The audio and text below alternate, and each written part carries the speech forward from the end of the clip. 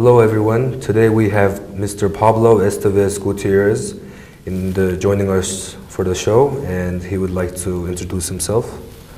Yeah, well, thank you very much for having us. As Baatar said, Pablo Estévez Gutiérrez. I'm from Spain, and from the south of Spain, from a region called Andalusia. And I've been living here for about 7 months now. Quite exciting place to be. So I lived in many places during my life, and I was studying in the US.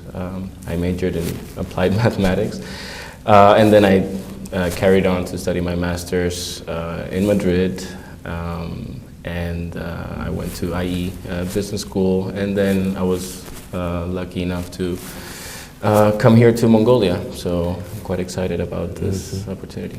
So in what part of the states did you live in or study in?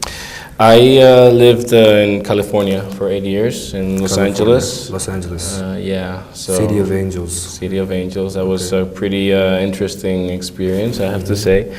I was working also there for 2 years in the city of Torrance. Torrance, okay. Yeah, so I was living in Culver City, in Northridge, and Century City, but several places, but then I was working in Torrance. What made you take a job over here to Mongolia from where you were studying in the United States? It's a completely different place. True. Well, because I was living 8 years in the US, I decided to move back to my home country. I thought it was too much time away. Okay. So I felt a little bit disconnected from family and friends, moved back to Madrid, and sort of reunited a bit, got in touch again with my friends and my family. And at the same time, I thought it was a good opportunity to carry on and continue growing my career, so I went into the master's. And then after that, I found a job, and the job took me to Mongolia. Okay. So exactly what is your career field in Mongolia that you do here? Well, I work for a global publishing, research, and consulting firm. We publish economic development reports on several countries across different continents, so Asia, South America, Africa. So it's an international. It's a global firm. So here in Mongolia, we produce a comprehensive and accurate analysis on the economic developments of the country, macroeconomic and sectorial. So be it in banking, capital markets, or tourism, agriculture, construction and real estate. Every sector that is important for Mongolia, we analyze it. We sort of discuss the opportunities for investments, for growth, the challenges within as well. So we paint a picture of the situation in each sector. Okay. And as far as Mongolia's economy, as you researched, do you see any improvements in any sector that you might want to mention? Well, because we are in a publishing and research company, we specialize in this. I can only talk about that, obviously. But it might be the case that in Mongolia, and it's not just true about Mongolia, obviously there are many developing countries that experience the same sort of challenge. It is sometimes a little bit difficult to find accurate information or to find that information at all. Yes. So sometimes we run against that obstacle, right? Trying to find that information that is accurate, updated, and that is worth putting out there for the people to see. So in that aspect, of course, we see a little bit could be done, but again, this is not exclusive to Mongolia as a developing country, and we think that it will definitely improve in the future. Do you see any changes of before Rio Tinto and Oyu Tolgoi, the big mining foreheads of what's becoming of Mongolia today? Before that, nobody really knew Mongolia as for a developing city or developing country, but as more of a nomadic country and a nomadic lifestyle, and primarily Genghis Khan, the Mongolia's warrior. Yes, exactly. Hero. But do you see a difference in today's society, in today's economy of Mongolia, as far as expats and foreigners coming into Mongolia and applying for a job or either looking for a way of living life over here in Mongolia? Absolutely. It's undeniable that OT was a major factor for this precisely. And to tell you the truth, I am ashamed to say that I didn't know much about Mongolia before coming here. As you said, everybody knows Genghis Khan, everybody knows the nomadic lifestyle of people here. The vast steppes and the wilderness of the country.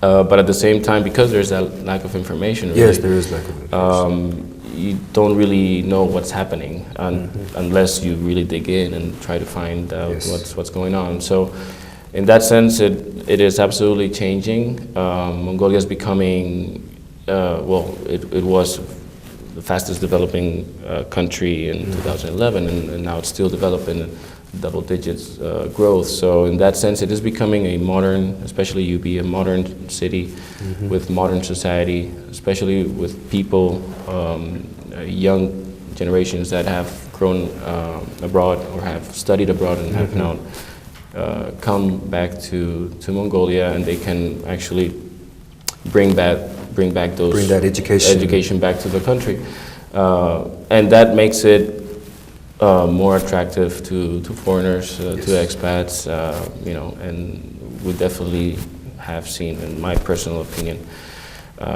have seen a big change in that aspect, and it will continue to do so. I am a strong believer that 10 years from now, Mongolia will be a much different place than it is today, and everybody will at least know what's happening here.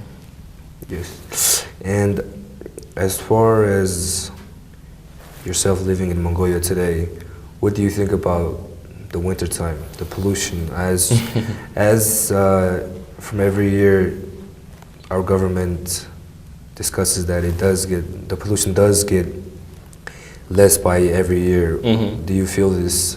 Since you weren't here last year, but how does it feel for you to be first time around this pollution? Well, to be completely honest with you, it's a little bit challenging. To give you an example, I just came back from holidays, and I'm still trying to adapt every time I go out of my home or of a closed environment. You spend a few seconds just breathing in and breathing out, trying to adapt to the air, right? So you're absolutely right. There are complications at the same time, initiatives to try to solve that. And well, I personally think that Mongolia will succeed, or UB will succeed in that aspect. But the pollution, it's a little bit complicated. Is UB's pollution something that you, in your career field, have researched as far as your company or yourself researched on how to reduce the pollution in UB? We've researched about the situation. Well, it is in fact, if I'm not mistaken, the second most polluted city I think it was the first or second, yes. First and second. So in that aspect, yes, we are very aware of the situation, and obviously we are aware at the same time of, as I said, the initiatives taken by the government, and much of those have to do with the regeneration, the redevelopment of the gear areas and all this. So, as I said, I mean, there are positive steps in the right way, and we do feel that it will change, or I do feel that it will change in the future. It's just a matter of time. So, as you said, you went back for holidays. Did you go back to see your family in Spain, or was it more of a self-holiday for your own given time? No, it was completely for family and friends. I went back to Spain. I'm from a town called Jerez de la Frontera in the south. of Spain. So I went back there, saw my family, much needed, and obviously my friends in Madrid. So I spent in total 2 weeks. I can't complain. It was very much needed and very warm. Well, warmer than here. It was Yes. about 10 to 15 degrees plus Celsius in the south. That's way warm since over here. Yeah, it was nice. Next question will be, what do you do over here in Mongolia during your free time? Well, a little bit of everything, really. Obviously, I have to say Mongolia has a fantastic, or UB has a fantastic nightlife. Yes. And this is one of the things that you have to enjoy. And coming from Spain, well, we have that culture, similar culture in that aspect. The nightlife is fantastic as well. So obviously, you have a little bit of that, and at the same time, you have to take advantage of the nature, wilderness. You have Terelj right next to the city, and you have a number of national parks in the country.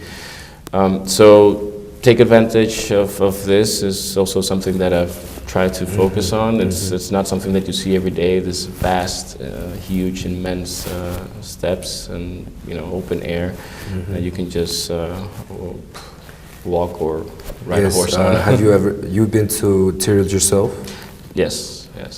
What do you think about Terelj? Well, to tell you the truth, I'm very jealous that UB has such a fantastic natural park right next door. You can just go there on a weekend or in the morning and come back at night if you want to. And I've done that a couple of times, and that really gives you an opportunity to escape from the city, escape from the pollution, and just take a deep breath and. Just clear your head and not worry about anything.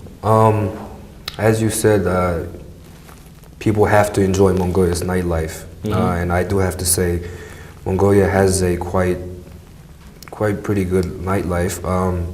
But do you feel any tensions of foreign and Mongolian tension anywhere between that nightlife or even in the daytimes? Some may call it racism, some may call it unforeign friendly.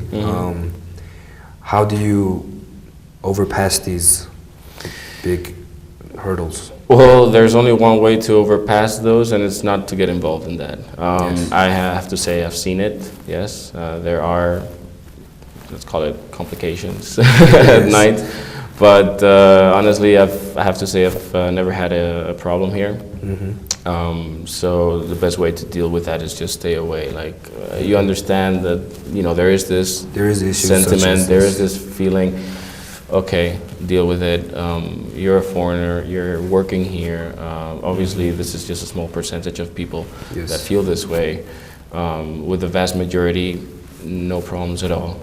Quite open, quite friendly. But at the same time, you have to be prepared for that and just step aside. Yes, and for food, I'm guessing Mongolia next to Spain, the food and culture, agriculture and culture is completely different. What do you like for Mongolian food, and what is the closest meal or restaurant that's similar to your home-born country of Spain? Well, I'm a big fan of khushur. Khushur, okay. And that might be because we have a similar thing in Spain called empanadillas. Okay. Called pena? Empanadillas. Empanadillas, okay. So they're similar. It's a dough filled with something, and you wrap it and you put it in the oven or frying pan. So big fan of that. I've also tried precisely in Terelj homemade recipe. Yeah, it was with noodles, bread noodles, and they put everything in the pot, and they put meat and vegetables. So it was very good. I haven't tried it again because it was only a one-time thing in Terelj. It was very interesting. But to tell you the truth, in Mongolia or in UB, the variety of food, of restaurants that you have, it's so big that you don't miss good food because you have good food. You have a variety of choices, excellent meat, I have to say. So in that sense, the only thing that I can think of that I really miss is fish. Fish. Spain being the second largest consumer of fish in the world after Japan, this is something that I miss during these 2 weeks in Spain. In Spain, how much of the people eat sushi? Oh, interesting question. It became extremely popular in the last 5-7 years. Yes, because I'm guessing since Japan is so close, it's near the sea. They consume sushi, and since you guys are the second most consumers, you will have to take sushi as well. Exactly, that's exactly right. But there's one major difference. In Japan, the sushi is raw, raw fish. In Spain, is cooked always. But it became so popular in the last decade that you see so many sushi restaurants everywhere in any city, especially Madrid and Barcelona. But people started appreciating it, started learning about it, started tasting it much more, and at the same time the quality of restaurants increased a lot in the last decade because people are demanding better products, better quality. Last two questions. Do you find it difficult in Mongolia to tell a specific time to somebody and then end up in traffic? And how do you see this? How do you see this in this rush hour? And in Mongolia, there is in particular rush hour. There's this traffic most part of the day. Yeah. How do you get by? Does your company provide a driver or a taxi, or do you have your own car? We do have a car and a driver. Usually the best way to deal with that is talking to someone who knows these rush hours. Yes. So you plan in advance. Obviously there's sometimes... Leave early prior? Yeah, but sometimes there are events that you cannot control and you're sometimes late. Well, it is what it is, right? Yes. But in general, you just have to plan in advance very well and bear in mind that UB is a pretty traffic-y city at some times. Yes. So last but not least question. Today's young youth, majority of them want to go abroad and get a higher learning education from the Western countries or Australia, Canada, Europe, such as Spain and America. And then what would you like to advise for those people, for those young youths who want to go abroad and then don't really have the intentions of coming back and putting in for the country a good majority of their knowledge and their education? Some may call it selfishness. What would be an appropriate message for you to deliver? For those that do not want to come back? For those who want to come back. I would say that there's only one place like home. And you can travel, you can go to places, live abroad, experience other things, but at the end of the day, your family is from one place, right? Yes. You grow up in one place, you're used to one things, and you may or may not agree with certain things about your country, just the same way I don't agree with some parts of it. But at the end of the day, it's my country, so I know that at some point I will go back. And what I would advise to these people is just not lose hope on Mongolia and be confident and optimistic about Mongolia because it is developing very rapidly. And so a combination of optimism, positive thinking, and also, well, this is their home. So at the end of the day, they should come back sooner or later, I guess. Okay, well that about wraps it up for our show for today, and we want to thank from Moller TV HD, thank Mr. Pablo for coming and joining us for the show. Thank you. Thank you very much. Thank you very much. Thank you.